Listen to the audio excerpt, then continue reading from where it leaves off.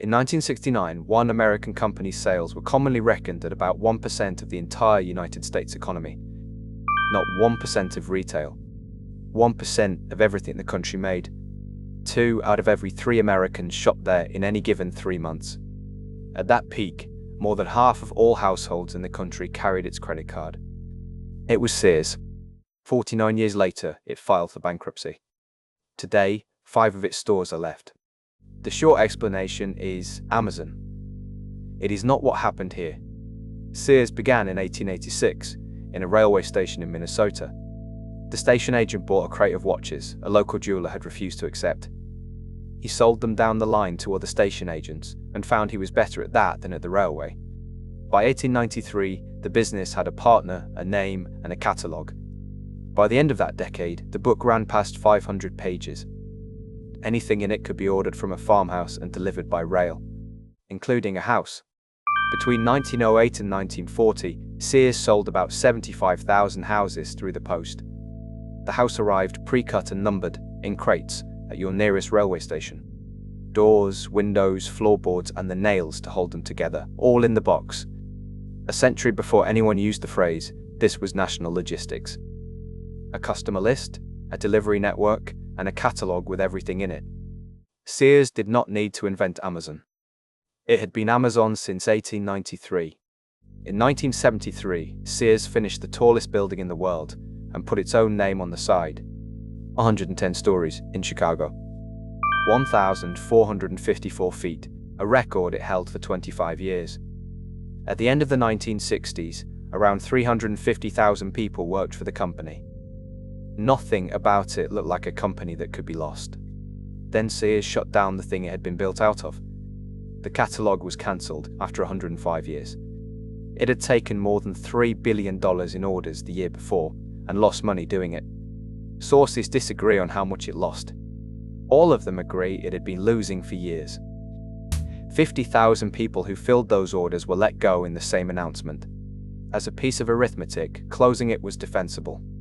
As a piece of timing, it was one of the worst decisions in the history of American retail. Amazon was founded the following year. Sears closed American mail order 18 months before an American mail order company was worth starting. It gets worse because Sears already owned the other half of the idea. In 1984, Sears, IBM, and CBS founded a joint venture together. It sold home banking and home shopping down a telephone line. CBS dropped out in 1986, but Sears and IBM carried it on. They named it Prodigy and took it national in 1990. That is online shopping in American homes, years before most people had heard of the web. In 1996, Sears and IBM sold it. Sears had mail order and it had the online service, and it let go of both within 3 years of each other. In 2005, the company was bought by a hedge fund manager. Edward Lampert ran a hedge fund called ESL Investments. He had taken Kmart out of bankruptcy 2 years earlier and made a great deal of money doing it. He used Kmart to buy Sears in a deal worth about $11 billion. The combined company had nearly 3,500 stores and about $55 billion a year coming through the tills. 2 years in, he told his investors how he intended to spend it. We won't upgrade stores just because rivals do. He meant it, and the numbers show it. Between 2005 and 2012, all of Sears' capital investment together came to about $3.7 billion.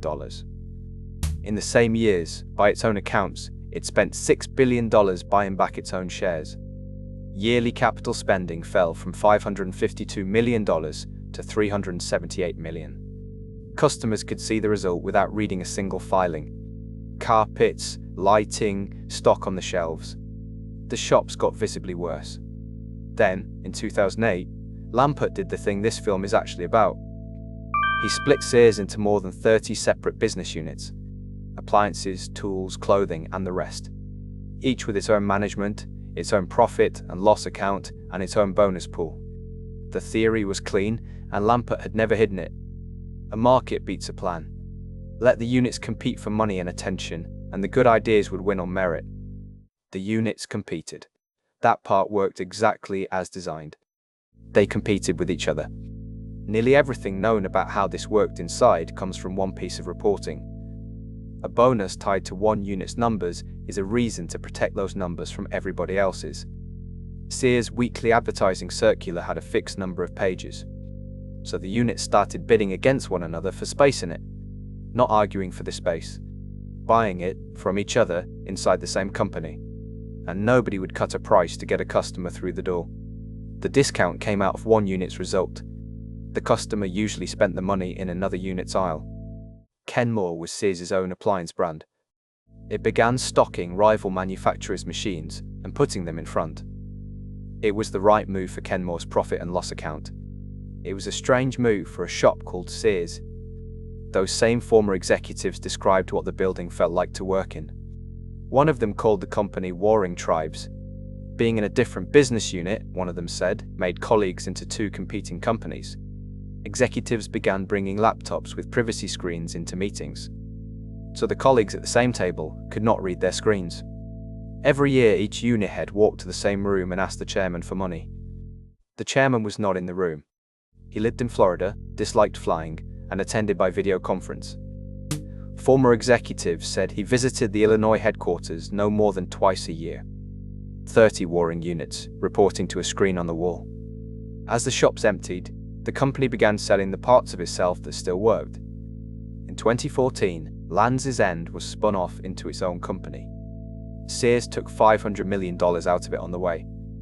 In 2015, about 235 stores were sold into a property company and rented straight back. Sears now paid rent to a landlord to stand in buildings it used to own.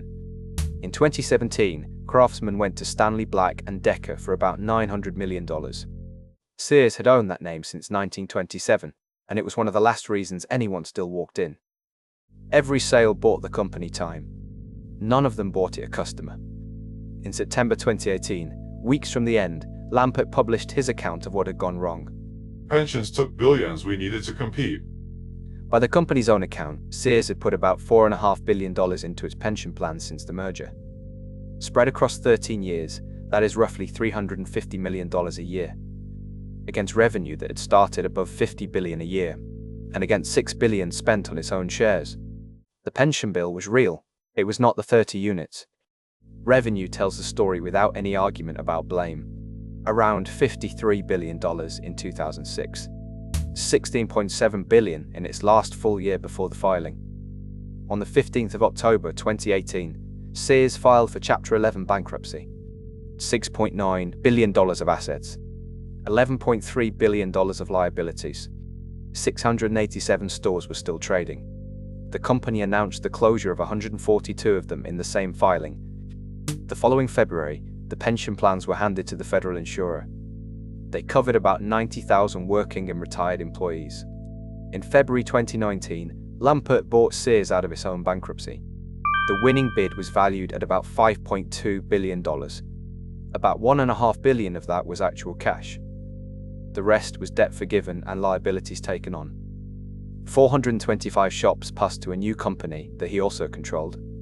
The chairman, who had been criticized for the state of the shops, ended up buying the shops. The stores kept closing anyway. By the end of 2025, there were 5 Sears department stores left in the United States. Amazon did not do this. Sears was the best placed company on earth to become what Amazon became. And it had been that company since 1893. It closed the catalog. It sold the online service. It stopped spending on the shops. And then it decided the surest way to make a company compete was to make it compete with itself. That worked. 30 units fought for what was left, and one of them was always going to win. There just wasn't a company underneath them anymore.